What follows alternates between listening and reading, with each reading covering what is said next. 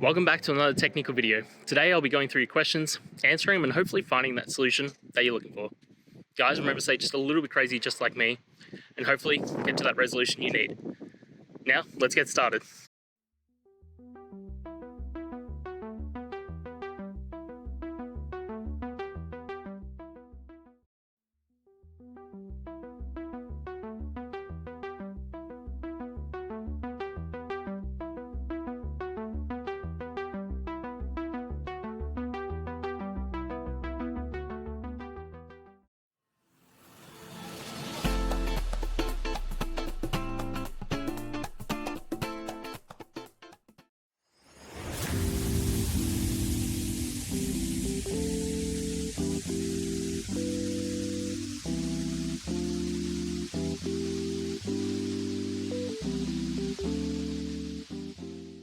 And that's it, guys.